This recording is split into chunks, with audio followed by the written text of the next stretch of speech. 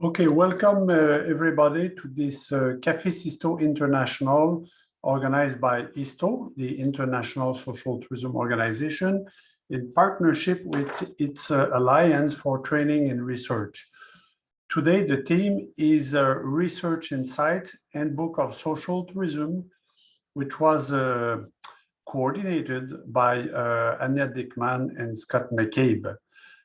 We're very happy to present you this as topic of this CafecISTO, especially because Anya, Scott, and several other authors of this handbook are members and partners of the Alliance.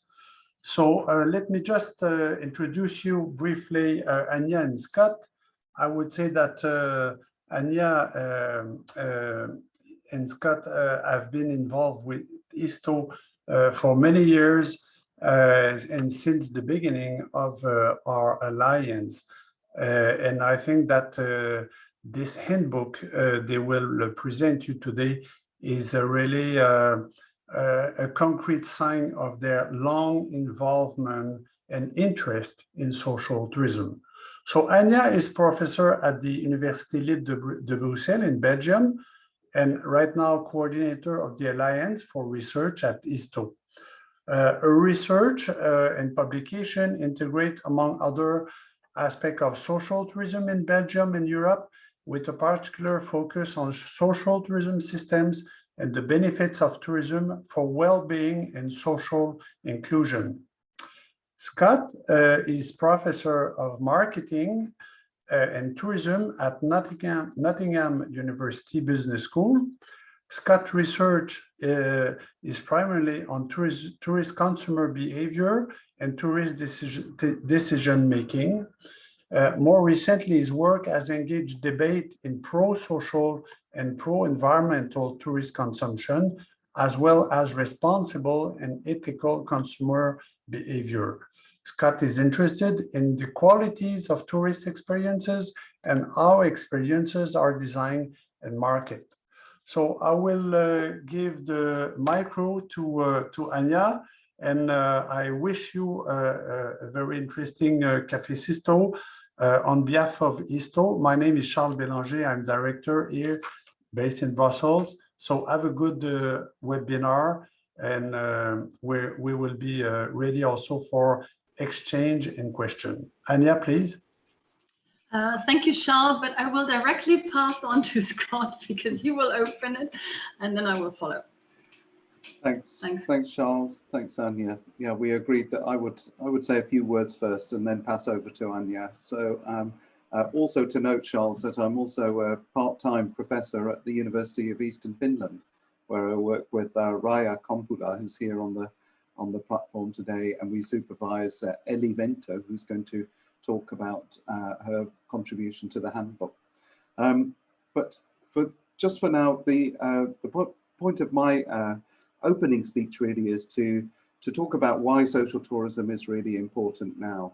I mean, obviously we're sort of about 15 or 16 months into a pandemic, and what this global COVID-19 pandemic has really demonstrated effectively is just how important holidays are to everybody in society.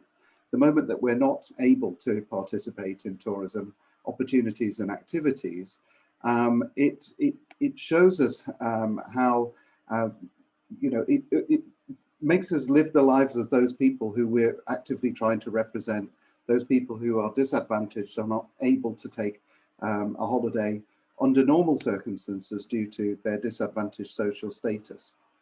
And the other thing that it highlights is the importance of holidays to well-being. You know, being cooped up and being unable to travel generally makes it much more, puts a focus on how much we really get out of visiting places that are outside our everyday environment, spending time that's not working, but doing productive leisure activities together as families, or meeting friends and relatives, and seeing and meeting new people as well outside of our family and social groups.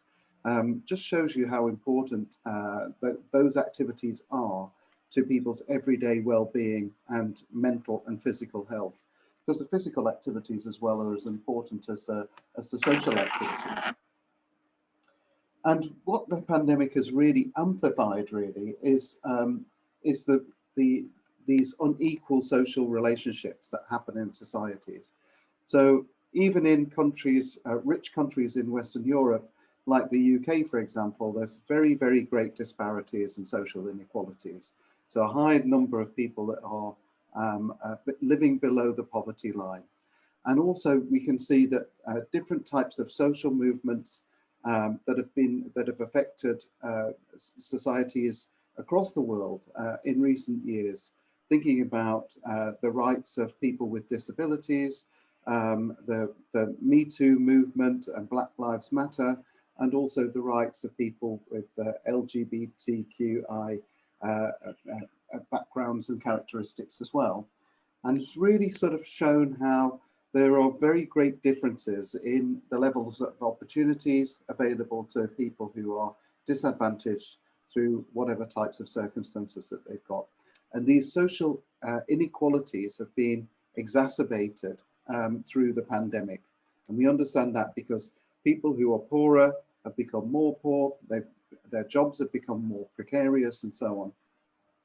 And they have been affected more greatly through the pandemic. So this increase in social inequalities throws up a range of issues that we're trying to address through the Handbook on Social Tourism, such as increasing opportunities of access to just a simple break away from home for the majority of people. Another factor that's really important and really driving media over the last 10 years or 15 years or so is that really that climate change issues are now becoming critical. And we know that we have to work harder and faster towards net zero if we're going to mitigate the effects of human-generated climate change on societies. And we think that social tourism and tourism activity in general, can play a really big role, really, in contributing to how we might put in place adaptive strategies around climate change, how we might refocus and recenter issues around tourism participation and consumption into some things that are a bit more sustainable for tourism economies going forward into the future. So if we think about social tourism, the majority of that is domestic tourism. It doesn't involve getting onto an airplane, for example. It might also have a much higher prevalence of public transport use, and it's more locally focused and locally oriented. And it often takes place outside of the main high season. So it doesn't place too much pressure on already overstrained systems and infrastructures within tourism destinations. And also by providing longer term employment within lots of tourism destinations being in peripheral areas, social tourism can help create economic sustainability for some of these more deprived tourism destination areas. And thirdly, we think about an issue such as consumption. We know that consumption is a problem. We know that tourism consumption over the last few years prior to the pandemic striking has become a critical issue in some hotspots of overcrowding. So there's too much demand focused on too few spaces by too many people, and issues around the sharing economy, the gig economy don't contribute positively to that. So there's tourism has been in the spotlight for all the wrong reasons, actually.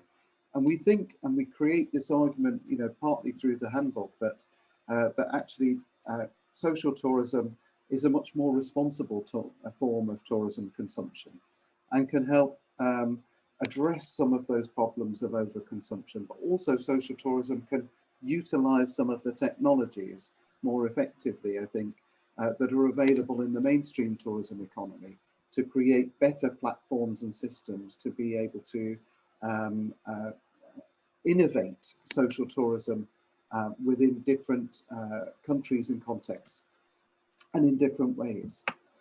So that's our sort of overview, I think, a little bit about how we think that, that the handbook is an important platform to reach out to different audiences and policymakers and practitioners as well as academics.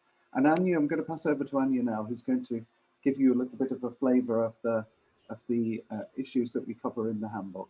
Thanks, Anya. Thank you very much, Scott.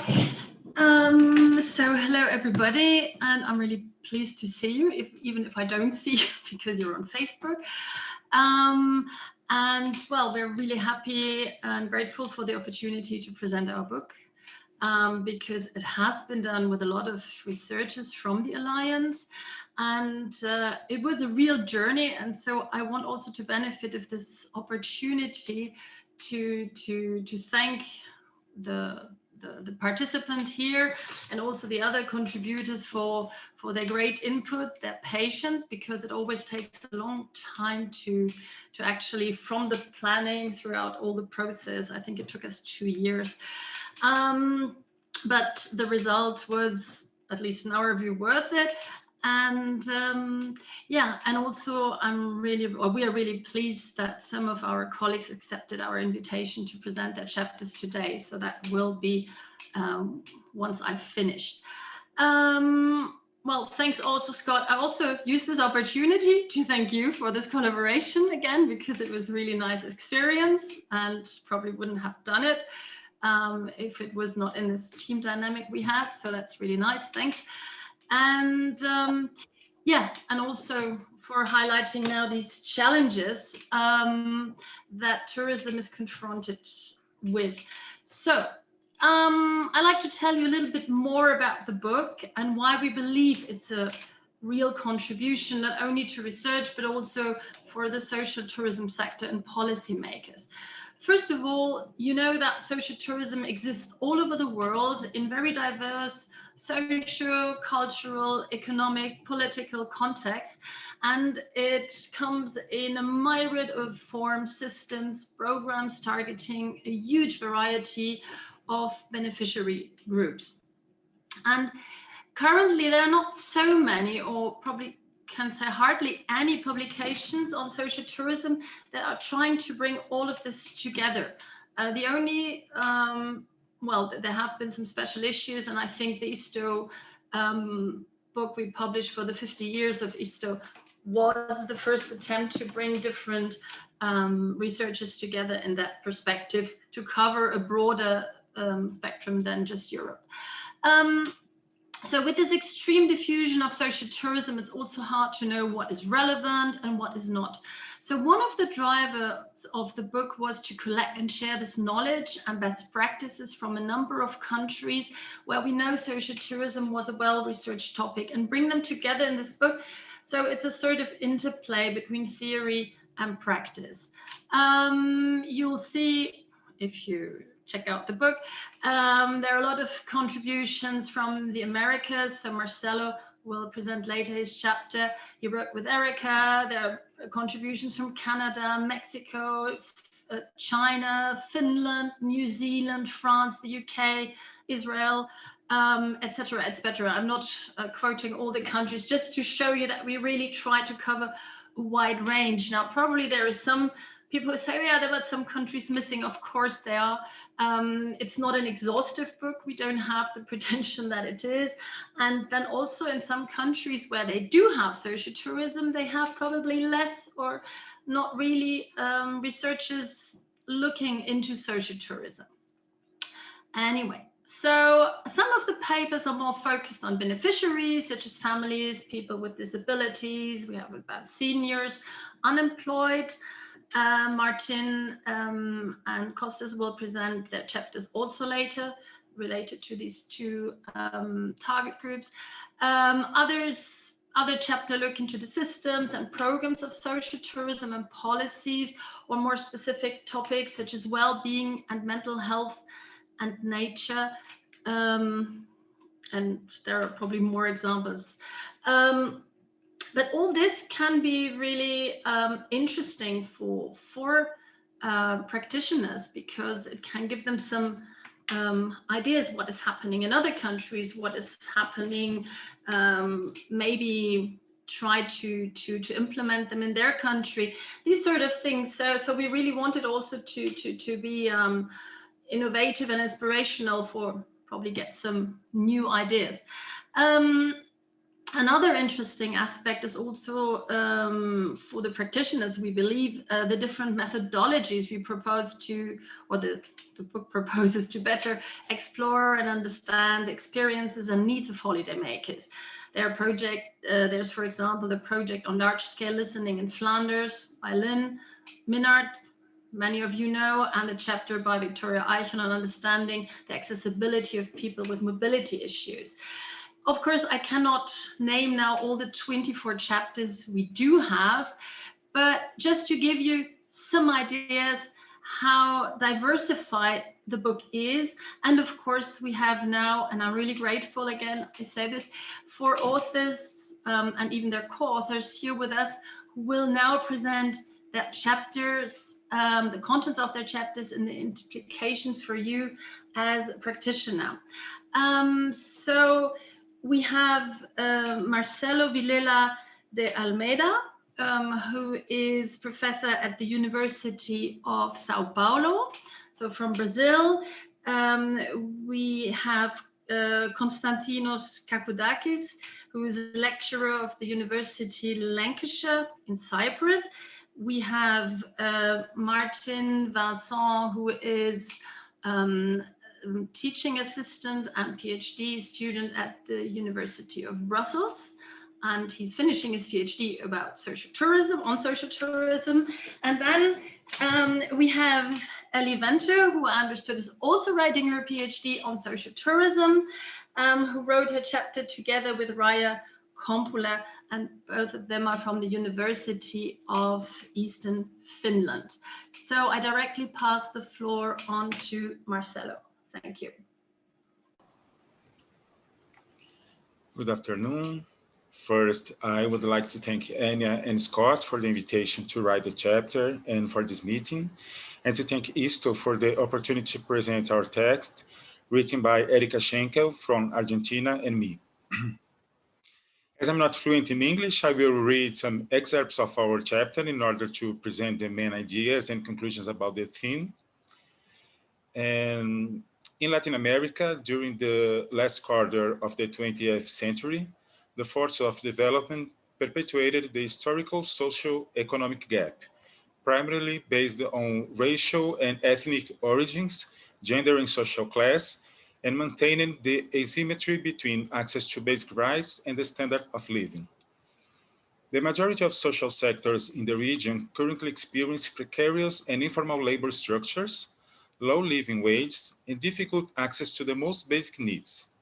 In this context, to refer to the right to tourism is to do so as it relates to its enjoyment by a social minority, even in those countries that show the best regional indicators. Access to tourism is one of the many inequalities experienced by people of low socioeconomic means. In recent decades, processes for the social expansion of tourism have been strictly reserved for the middle class, while the majority of people remain excluded from their enjoyment due to extensive working hours, insufficient income, low levels of welfare, and scarce recreational opportunities at their disposal. The percentage of the population that needs vacation existence exceeds the limited resources that governments can allocate.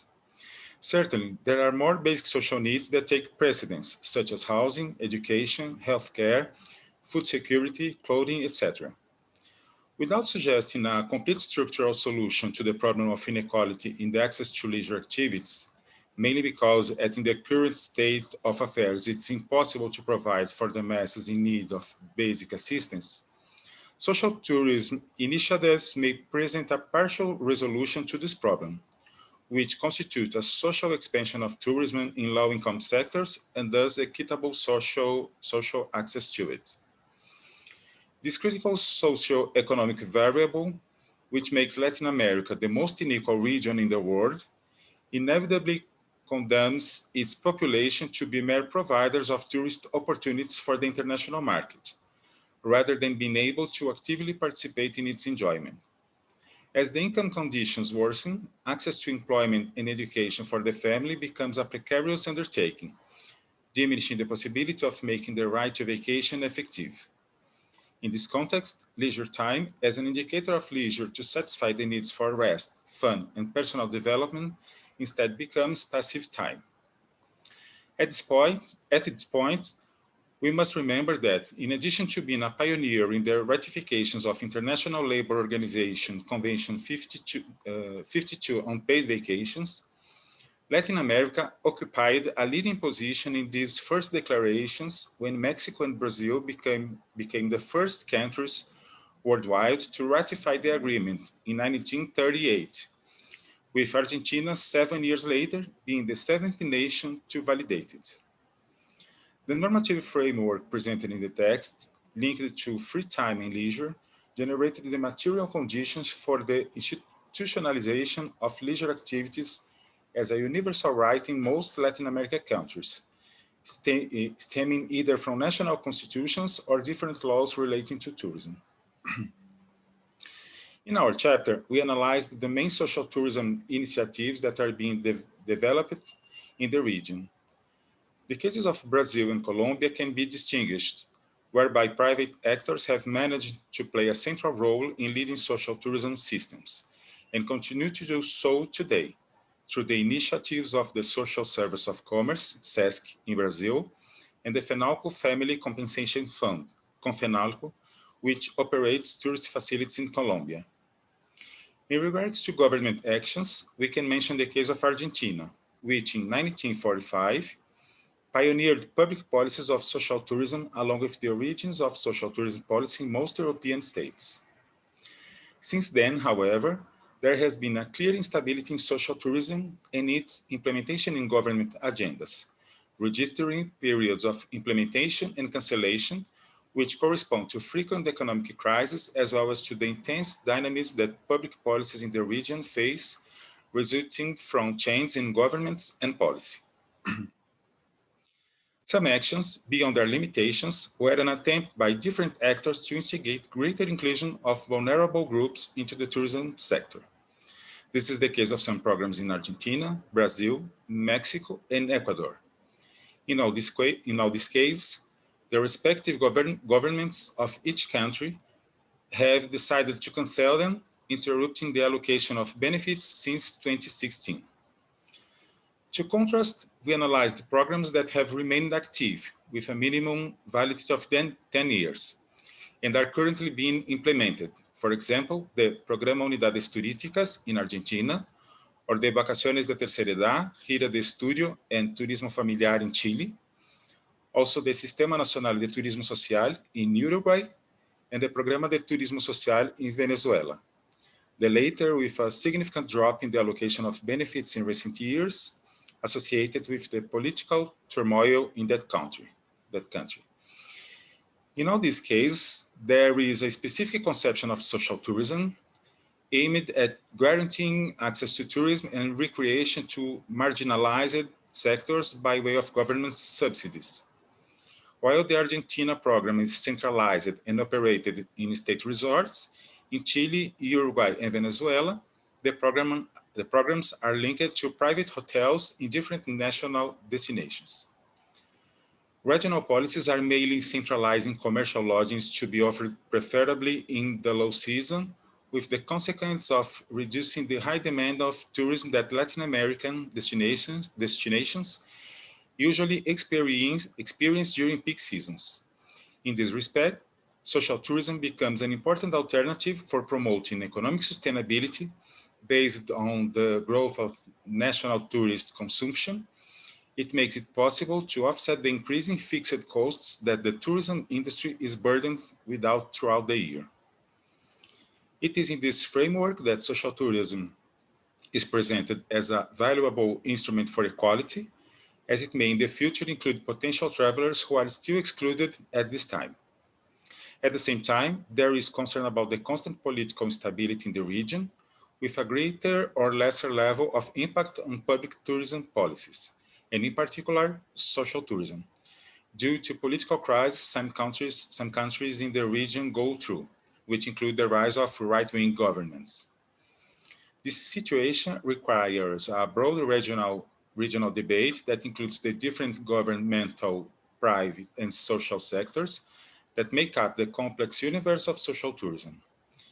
It has the enormous challenge of addressing the unequal consumption of tourism by a minority of the population, which to this day prevails in the region, and at the same time instigating a discussion for the development of specific policies that will ultimately contribute to a greater distribution of access to tourism, which historically has been concentrated within privileged social sectors.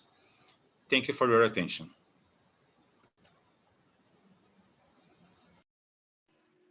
Thank you very much, Marcelo. So if there are any questions, I suggest we keep them for the end, so that after all the speakers have spoken. Okay, so I invite Kostas. Hello, I'm not sure if you can hear me. I hope you can. Yeah, perfectly. Check the volume.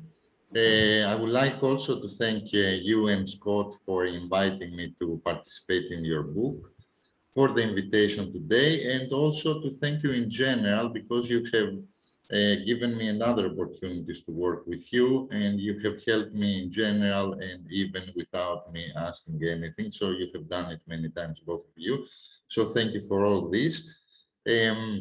My chapter, actually I have the book here. By the way, I would like to thank you also for the copy, and to say that usually I find tourism textbooks very boring, but this is one of the rare books that I find very interesting. I don't say this as a compliment, but it is true.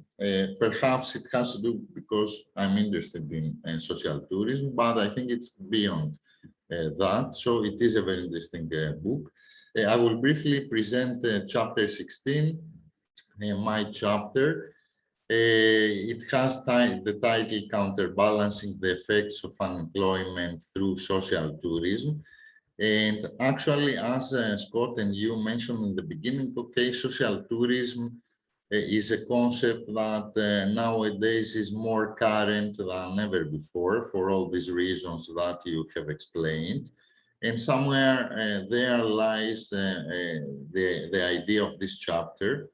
Unemployment, unfortunately, is also one of these actually very current and persistent socioeconomic phenomena that, especially during times of crisis like the one we currently experience, they become even more expanding and significant.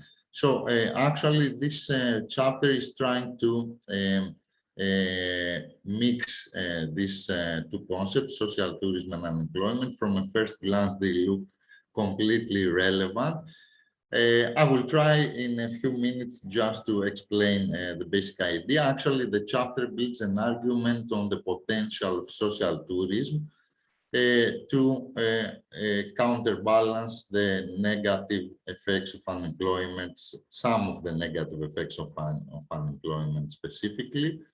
The idea is based on previous research on unemployment and specifically from unemployment studies on the psychological effects on unemployment for individuals, and also previous social tourism studies on the positive socio-psychological effects of social tourism on individuals and their family.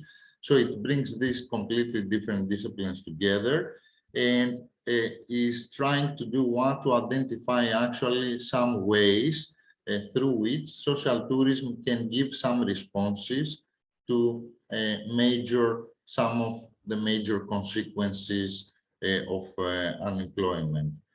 Okay, unemployment, of course, is a really complicated phenomenon, and by no means the chapter is trying to claim that social tourism has solutions to these issues.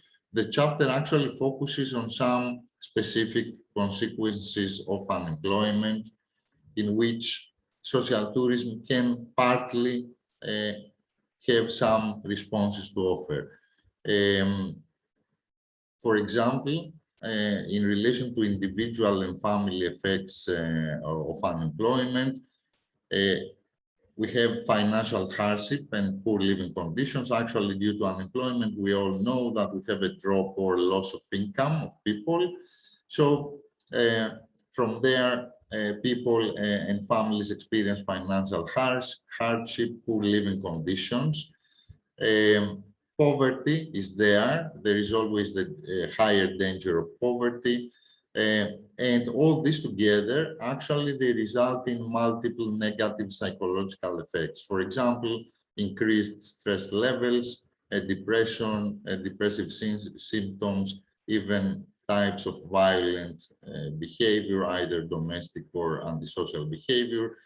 And at the same time, in this very negative environment with these multiple negative consequences, people have very limited opportunities to escape from their really pressurized living environments. As I said before, tourism doesn't have an absolute solution, but can help somehow to mitigate some of these effects. For example, escaping from the financial hardship and poor living conditions, even if this escape is temporary. Also, opportunity actually to experience some different, more positive environments. Opportunity to recover and renew themselves from all these hardships, pressures, and that result from unemployment. And actually some positive effects that they are related with positive behavioral changes, improvements in family and social relations, which in many studies, many of your previous studies and of some other colleagues, we have seen that, okay, often they concern short-term effects, but in some cases they concern also middle-term effects. So this is something that is particularly important in relation to the positive effects of social tourism. Another important area, and there is a consensus in many different studies, has to do with family problems, and specifically the family disorganization, which is one of the major consequences of unemployment. Unemployment, apart from an individual, it is a family experience. It can result or affect family relations. We have seen many studies to conclude that there are increases in marital conflict, dissatisfaction with the relationship, child neglect, and disruption of skillful parenting. This in turn has negative effects on the kids. Often we see behavior problems and depressive effects among children, and lack of family support for the unemployed person at the end of the day, because in this very negative environment within the family where everyone has been affected, the unemployed person, apart from his or her own issues that we mentioned before, experiences a situation in which there is not really any family support. And all this actually further add on the negative psychological effects that we mentioned before: anxiety, decreased self-esteem, depression. Again, we have a consensus with previous social tourism research that social tourism can contribute significantly to family bonding.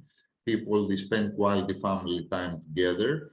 We have seen reduction of tension amongst family members, improved family relations in general, and strengthening of family stability, quite often with effects that go beyond short-term effects. And one other major area has to do in relation to the negative consequences of unemployment and the responses of tourism to this, has to do with the social isolation that it occurs in most of the cases of the unemployment experience. Unemployment comes together with the disruption of social relations. Economic deprivation usually also means social deprivation, which actually can result or can occur due to the loss of the person's self-esteem. We have a lack of social support at the end of the day, and further psychological effects, negative effects. Again, in social tourism studies, we have seen improvements in the social life of people, increases in social capital. I remember a study by Lynn Minaert, expansion of social networks and increased self-esteem, improved social relations and increased social self-efficacy. And all these positive effects, they have been found to generalize in other social situations. Not to keep you longer, it's quite difficult to summarize everything in a short period of time. To conclude, the idea of this chapter and the argument is that at the end of the day, we have many unemployment policies that they are trying actually to help individuals in this experience, and at the end of the day, to support them financially or to get back to work. We divide them very briefly into passive and active policies, passive like benefits, and active related to training and job searching and all this stuff. Social tourism, from a first glance, if we would like to connect it with these areas, it seems that it fits better to the passive policies because actually it concerns paid holidays for in some countries from the state, in other countries like the UK from charities, paid holidays that give opportunities to people to go away for a few days. So it's something similar like a benefit. On the other hand, social tourism actually is related also to active policies and to a component of active policies that is missing. And this component is that active policies related to training and job searching, they have largely neglected the fact that people who experience all these negative effects of unemployment, and especially the negative psychological effects, they cannot really be effective or motivated, especially in the long term, to follow training, to keep searching for job, to actually to persist and insist after many failures.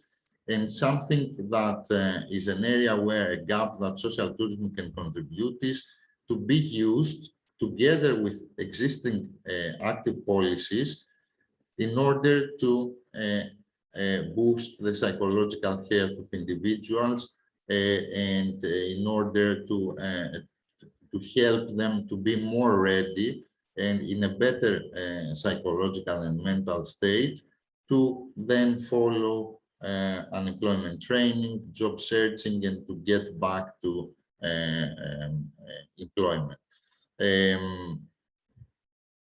Okay, we can discuss about this for a long time. This is the basic idea.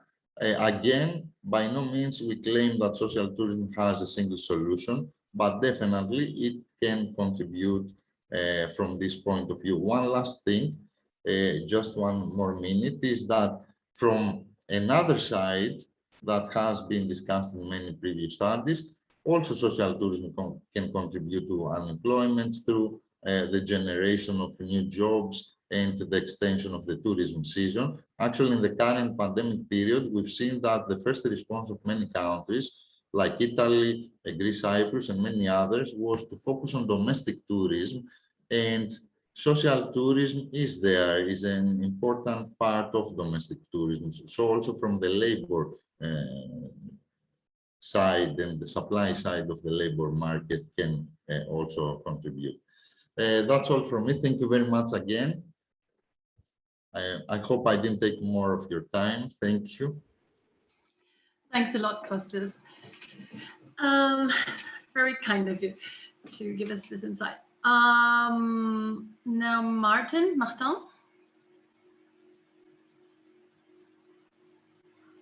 I don't think I have the good view. Martin, are you still there? Yes, sorry, I had an issue with my microphone, sorry. Okay. Perfectly. Yeah, so hello everyone, my name is Martin Vincent.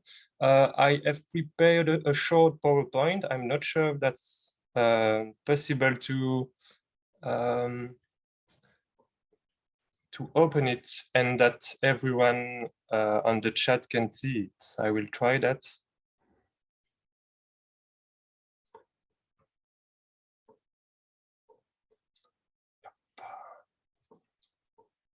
So can you tell me if you see the, okay, great.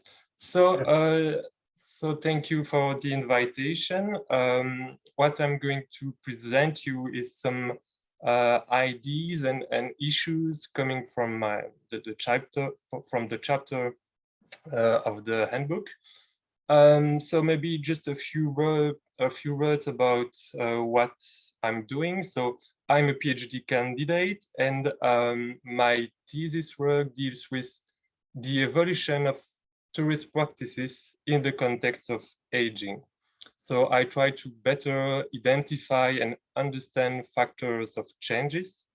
So for example, health conditions, financial conditions, social conditions, and I try to see how those changes influence tourist practices and the experience of those tourist practices. So I'm going to share with you current issues, but maybe before I will give a few words about the context of the research about aging and social tourism. Yeah, I cannot.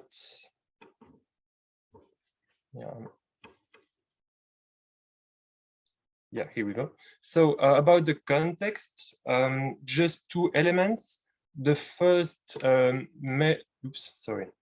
first major point about the context is that we are living in an aging society, and there are many issues related to the fact that we are living in an aging societies. So I think that's very important to situate the problem. So we are living in societies facing many major changes, such as the climate is changing, the work and social context is changing. With all, for example, those technologies. But another very important aspect is the changes inside the population structure. And currently, the proportion of people age of 65 and more is expected to keep increasing in the 20 coming years. So this change in population structure is bringing various issues and challenges at various levels. So for example, an issue is how to offer good living conditions for a growing number of old people, how to maintain quality of life. And in parallel, there is the issue, of course, of the funding of pensions and the funding of healthcare system, which is the basis for maintaining good living conditions. So that's the first point of context. Another, I think, important aspect of context is differences between current and previous generations. Indeed, for example, in the context of tourism consumption, being born in the 1920s, for example, is very different from being born after the Second World War. So it means that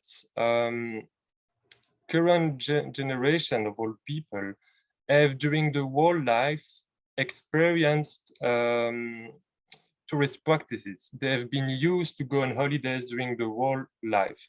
So it means they have different expectations in terms of activities, destinations, services, etc. So that's a very important element to take into account when dealing with. Martin, yes? Can you put your PowerPoint presentation on presentation? Because it's not very visible. You can see all on Facebook. Yeah. Thank you. Is it working? Yeah. Yep. Okay, great. So all those changes, I think, makes me think that there is a need for a better understanding of the relationship between tourism and aging and especially in the context of social tourism. So for this presentation, what I will present you is two topics. So the first one is about data supporting a rationale for defining older people as a group for social tourism activities. And the second point is the continuation in some way of the first topic. And I will discuss limits and potential issues when targeting older people for social tourism activities. So in this first topic, which is data supporting a rationale for defining older people as a target group for social tourism activities, the idea is to discuss how changes related to the aging process influence and prevent from going on holiday. So what you can see here as a starting point is the representation of the evolution of holiday participation according to age groups. So these data come from Belgium, but if you look at statistics at, for example, Eurostat, you will find the same kind of evolution. So the first thing that we can see is a very clear decrease in holiday participation with an acceleration after 80 years old. And in addition to this observation, and I won't show representations about that because we don't have enough time, but the data show a reduction of distance in holiday practices among older people, as well in terms of cultural and physical distance. There is as well a reduction of travel frequency and an increase in comfort and security in the search for tourist services. So we can say that in general, in average, there is a strong tendency for decrease in holiday participation and holiday intensity when it does not stop. So this is the global trend tendency when you look at the evolution of holiday participation according to age. But yeah, at this point, even if we have, of course, some ideas about the reason for this evolution, it is important to identify factors of change and try to objectify them.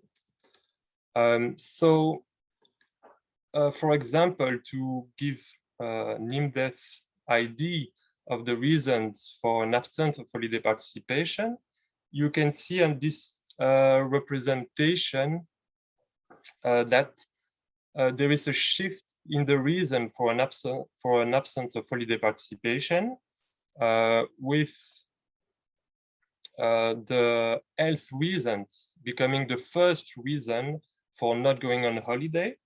And those two reasons, economic and health reason, are the two major explanations. So of course, health reasons is a very wide and large category. So we will go more into details in a few seconds. But the idea here is to see the shift between those reasons. So if you look into more details about factors of change in tourist practices among older people, you have here a list which is not exhaustive, but that gives some good ideas of the factors of change. These come from interviews I made with older people and from other studies about tourist constraints. So you can see three categories of factors, and you have the first category, which is health issues, with, for example, general feeling of frailty, tiredness, mobility problems, stress, memory loss, decrease in senses such as the sight, hearing, taste, etc. And you have also specific disease. So all the first symptoms, let's say that, are relative to, we can say, a normal aging. So these occur even if you are not sick. And there is another category of aging, which is the pathologic aging. And in those contexts, you have specific disease, of course, such as a cancer, cardiovascular disease. And of course, all these diseases will influence differently the tourist consumption. In the second category, you have the financial factors, such as the loss of revenue, which is different of the lack of revenue, because, for example, in the first case, you will have a loss of revenue, which prevents you to go on holidays the same way you were used to go before. And in the case of a lack of revenue, that's because even if you have the same revenue, the adapted service you need are too expensive. And the last category, so social factors. So you can see, for example, the role of carer when you need to assist someone which need your support for living. There is the loss of partners. For example, the partners who was used to organize the holiday, and you have also the fact that the loss of partners can mean the absence of other companions to go on holidays. You have as well domestic duties, family duties, professional duties, engagement in volunteering and other social activities. So all these factors show that this is a mistake to think that the retirement period is synonym to a period of total free time and absence of constraints. So this is interesting to look into the details to understand what prevent people from going on holidays. So about now, so we have seen many factors of changes in holiday consumption.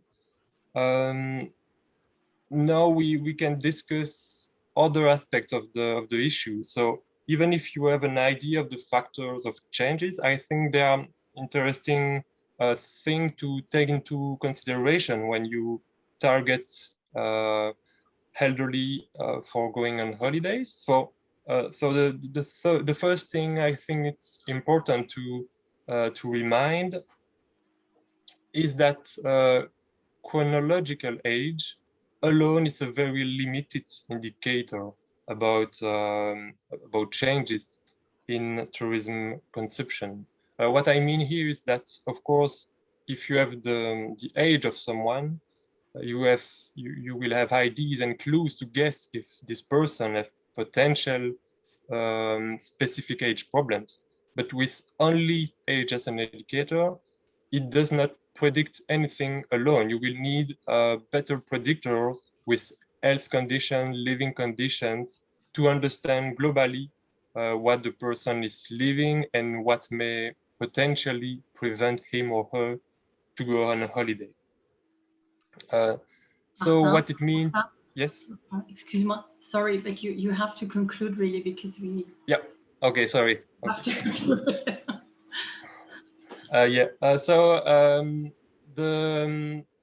So the other aspect I wanted to discuss, I won't go into details, but you can see the idea with just the title. So I think it's very important to consider all the people not as an homogeneous group. Don't forget to use and to avoid, especially the use of stereotypes, which can reinforce negative stereotypes and which are not very well accepted when you use specific stereotypes about negative symbols of age. I think it's important as well to avoid incommunication in tourism programs, injunction to activity. So it means that there can be negative feelings of travel duty. So the communication is very important in this case. And the last thing is the consequence in some way of the injunction to activity is that there are accepted and positive experiences of absence of holidays. And so you need to be sure that the people you are targeting are not living in a good way the fact of not going on holidays. So yeah, in conclusion, if you look at large observations, there are factors of changes in tourist practices specifically related to aging, as we just discussed before. But I think it's important that those changes are not systematic to all individual situations, that older people experience them in various manners, and that those changes are not always synonymous of travel constraints. And finally, I think the idea is that changes in tourist practices is the result of complex processes. So if categorization are helpful for researchers and practitioners to achieve the goals, I think it's very important that this complexity should be taken into account when addressing aging issues in practice, and with a very important acknowledgement of diversity of individual situations. So that was the major ideas I wanted to share with you. So thank you. Thank you very much, Martin. So we have received the question whether you would be willing to share your slides. So oh yes, okay, of course. Okay, thanks a lot. Yeah, unfortunately we don't have more time. Sorry. No, don't worry. I pass the floor directly to Ellie. Oh yeah, there you are. Okay. Thank you. So my name is Elli Vento, as Scott already presented me, and I am doing a PhD thesis on the effectiveness of social tourism. And currently I am working as an early stage researcher at the University of Eastern Finland. And I wrote this chapter, which is called Social Tourism Practices and Implementation in Finland with Raija Komppula, our professor, who is also my PhD supervisor. And Scott has also been involved in this process. Yeah, in Finland, social tourism, it is very traditional phenomena because it dates back to 1940s. And somehow it has been understood as something that is very easy to relate to this Nordic welfare society, such as Finland is, because it represents these ideologies such as supporting the weaker, and also the concept of equality is very important, like widening these inequality gaps that exist in the society. And in Finland, this is like publicly managed, and it is funded by the profits of this Veikkaus Oy, which is a state-owned gaming I don't hear you very much. I don't know if it's just me or the others as well. Sorry? I didn't hear you anymore. I don't know if the others didn't. Can you hear me now? Yeah, now yes. All right.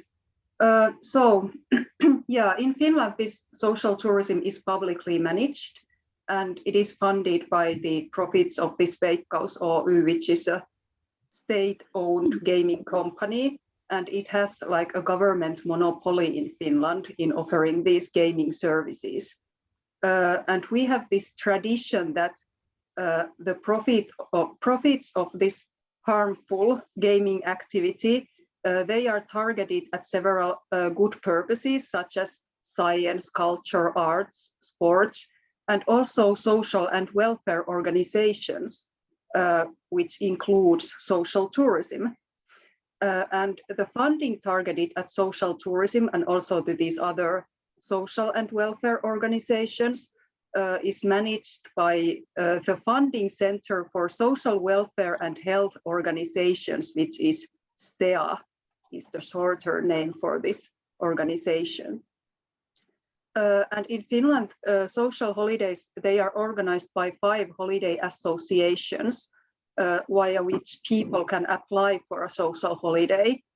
And basically anyone can apply, but the applications are evaluated by social, financial and health related matters. And in our case study, we interviewed representatives of 4 of these 5 holiday associations and also the representatives of this funding organization, STEA. And in Finland, a social holiday, it typically lasts for 5 days, and it includes a full board and also some organized activities with voluntary participation, so it is different from this so-called mainstream holiday taking. And the current situation in Finland is that for decades, basically, these Finnish holiday associations, they were able to operate quite freely. For example, they were owning some holiday resorts, these associations, and they were sending customers to those resorts that they owned. And in some cases, they could be same customers like every year and so on. And also no effect reporting was required and nothing like that. So it was very like free back in the days. But nowadays, this activity is much more controlled. For example, these holiday resorts in which social holidays are organized, they are chosen in an open competitive bidding. And also this funding organization, STEA, has introduced some new strategic alignments and requirements, and also objectives for this activity. And we noticed that while the holiday association representatives, they were criticizing this increasing control and bureaucracy, the representatives of this funding organization were criticizing, for example, that this effect reporting of this social association has not been sufficient, like it has been too descriptive and like superficial. Yeah, and this STEA has really introduced these social tourism objectives, such as supporting life management and promoting health and participation and emotional well-being and so on. And now they require that these holiday associations should measure and report the effectiveness of their actions, which means social holidays, based on these objectives, because they want to know if these objectives are met or not. And basically all of our interviewees, they believe that social tourism can have, and hypothetically it has deeper level positive impacts, both from the perspective of these holiday takers and also from the perspective of the society. But it has turned out to be challenging to measure these positive impacts.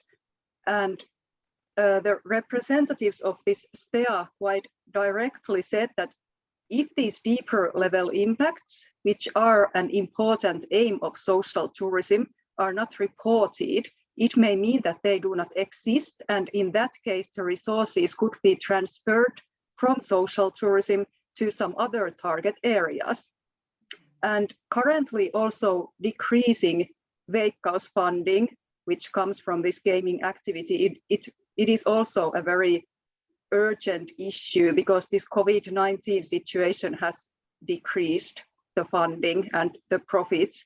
So it means that the competition of these remaining resources is intensifying, and it highlights the need to justify the existence of social tourism, especially when it's compared to some other socio-political instruments that STEA is allocating money.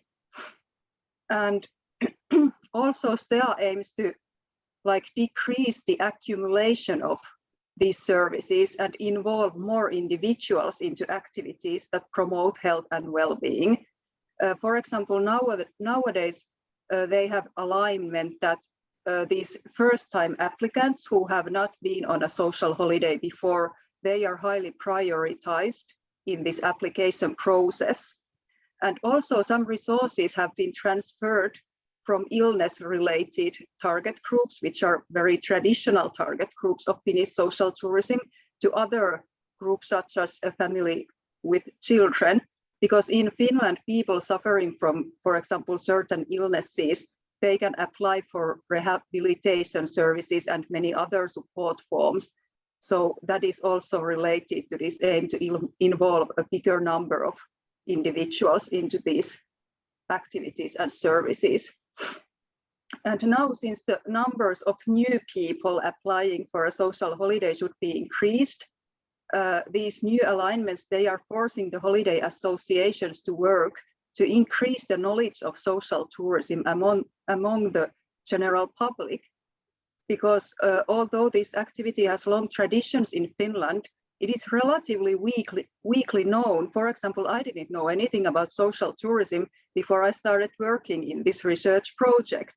And I am not like some exception. This is pretty common here, actually.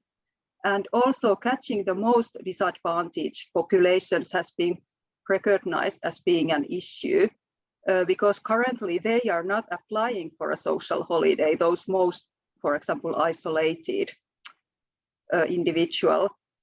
And contributing to this challenge, it requires cooperation and communication both among these holiday associations and social tourism operators, and also outside this operational field. Like, for example, they should cooperate with those organizations who are organizing, for example, social support services to reach these most disadvantaged populations. Yeah, so I think those were the main things that were pointed out in our chapter. And really this issue of justifying social tourism is, and this need of justifying social tourism is like the main reason why we have been studying the topic, because we have been cooperating with one of these holiday associations to improve the level of effect reporting and to gain those results that this funding organization is aiming for. So thank you.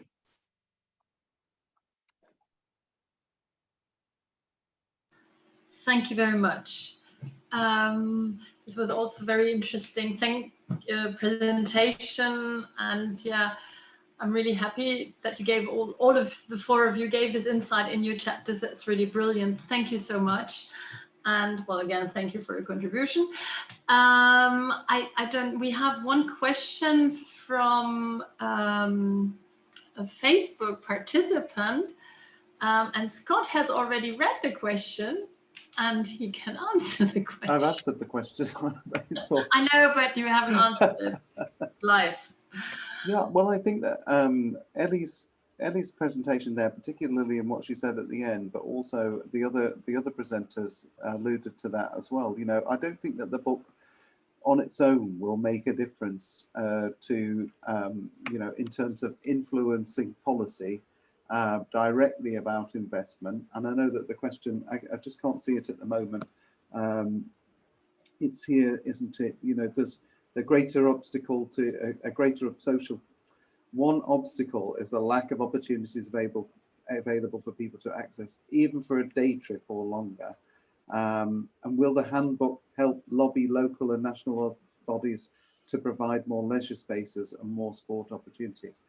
I think on its own, the book won't make a change, but it should be seen in as a contributing factor. I think the more that we can get information out there on the outcomes that social holidays can provide, and also the types of systems and processes and programs that can be put in place to leverage benefits, the more that we can then influence policymakers, both at the local and the regional and the national levels as well.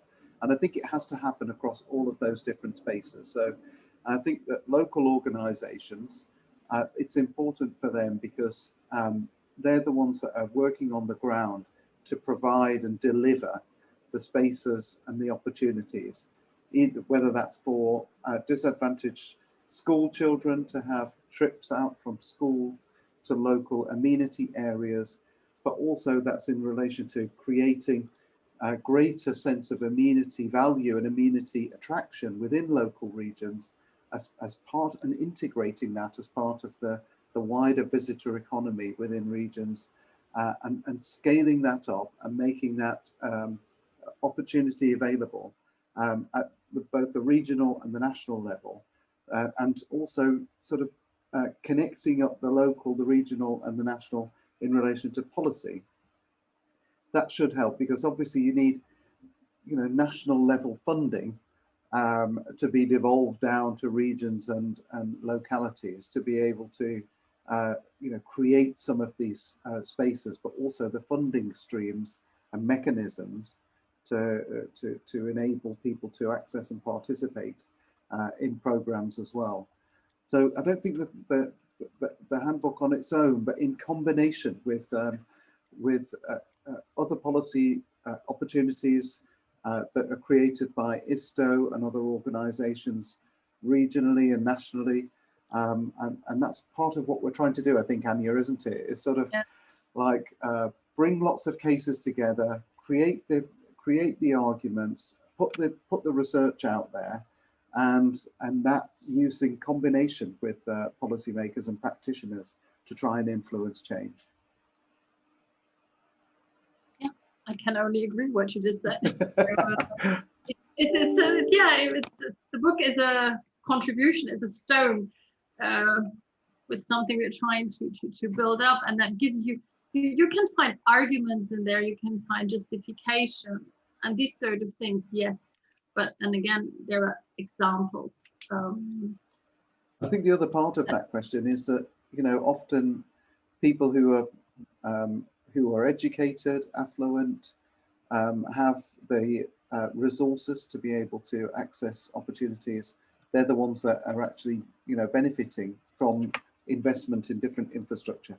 But also I think that by influencing policymakers to create the opportunities for people who are disadvantaged and excluded, that doesn't mean to say that there isn't space for people who already have those resources to be able to participate, can't share those spaces as well. I think that that's something, we can't just create enclaves for people who are social tourism or social tourists. There has to be equality of access and opportunity, I think. Equity. Sorry, Anya. Yeah, no worries. I think there's another question. Charles? Yes, yes, Anya, thank you. It's a question for you, Anya, or Scott, or whoever want to answer it. We've been talking a lot about benefits of going on holiday, and I think it's really important, whether it's for young people, seniors, family, and so on. But what about the cost of not going on holiday? And can we measure it, the social cost for a government, for the whole population not going on holiday? Because, and how research could contribute to this? Is there some research on this? Of course, if we could bring concrete figures to regional or national government saying, well, look, the holiday departure rate is only 58%. If it was 60 or 62%, you would save a lot of money, and you could demonstrate this regarding, health, psychological services, and so on. I think this is a key issue, but I know it's difficult. What can you answer today to this question? maybe I think, well, what we did for the moment is that there's research that tried to prove actually how traveling or going for a break reduces the cost, but I'm not sure. We have some studies. There are not so many studies about people not leaving and how much that costs. So it's indirect that we calculate how much money the government or the health insurances can save by sending people or helping people, supporting people to go on regular holiday. So there we have some figures, but I'm absolutely not capable of saying anything. Maybe Martin has a little bit more in mind, because it's our research. Yeah. I think, Anya, you're right, because we don't have those measures at the moment. But what the pandemic is showing us is that the combined effects of the pandemic, and part of that is being, unable to leave the house, and this lack of mobility is having a profound effect on people's mental and physical well-being. And the increase in the provision, or the increase in demand for mental health services that's arising out of the pandemic, it's not entirely attributed to a lack of tourism, but it's in combination. I think that highlights how tourism could be used in the future as part of a sort of social prescribing. This idea of social prescribing rather than just prescribing drugs, that I think to help alleviate mental health problems and issues that might be attributed to the pandemic. But I think that lack of mobility is really being brought to the foreground in policymakers' minds, and it presents as an opportunity. But you're right, we haven't got absolute measures that will tell us, what's the proportion of that is attributed to a lack of a holiday, a leisure holiday, rather than just being stuck at home and unable to leave. And just to add to this, we do have research where it's proven that, for example, domestic violence and some sort of things within families living in difficult conditions can be lowered through a break. I'm not saying that holidays are the magic pill to solve all the problems in the world, but we have seen an increase in domestic violence now throughout the pandemic in all countries. And so well, there must be a way of calculating, as though there are so many different aspects interfering, and I'm not sure really how this could be reasonably calculated. So I think the way forward is definitely to continue calculating the benefits of tourism, which has been done already quite significantly. May I add something? Yeah. Anya, may I add something? Actually, I have no idea about an answer, to be honest, either. But perhaps we can borrow some knowledge from other areas. For example, the very legislations on paid holidays throughout last century in many countries. From studies related to this, perhaps we can find evidence that show that this legislation show that there is a significant reason why countries, states, and all these people who actually have the power and in the public and in the private sector, they agreed on paid holidays for specific reasons that they are related, because it has been found that productivity of employees increases after taking a paid holiday. We have either important psychological benefits, so it's not like random. And we know very well that businesses are not like charities or philanthropists that they care about if we go on holidays in the islands or not. They have a purpose, and the purpose is to have good to keep our mental health in at least in a decent level, to be more productive after holidays. So perhaps we can borrow some knowledge from these areas. Thank you. Yeah, that's absolutely true. Thank you very much. So I think if I understood the messages I get, that we have to finish here. So I want to thank again everybody for participating, and I will give the floor back to Charles, because I'm not sure if people Yes. can watch it afterwards or how it's happening. Yes. Yes. Well, first of all, thanks a lot, Anya, Scott, and all the other speakers for your contribution to this CafecISTO. I encourage also all the participants to buy or try to consult this publication that we have here. So I think that it's a great resources that will inspire practitioners and researchers for many years. So it's a really good basis that we have to use. Now, I would like also to say that just make a short announcement saying that next week ISTO will have the second edition of its International Week Fair and Sustainable Tourism for All. It's a set of webinars. It's possible to register. My colleague Sabrina will put the link on Facebook or here in the chat. So we encourage you to attend our webinars next week. We will also have, as ISTO, our General Assembly for those who are interested, where we will present the activity report with what we have done since last September. And we will come back to you with more activities, especially for members of the Alliance. That was the first activity since the meeting we had a month ago, but other will come in the next few weeks and months. Now, I would like just to ask you for those here to open your camera, because we would like to just have a screenshot, take a picture for our report and for the promotion also of this CafecISTO.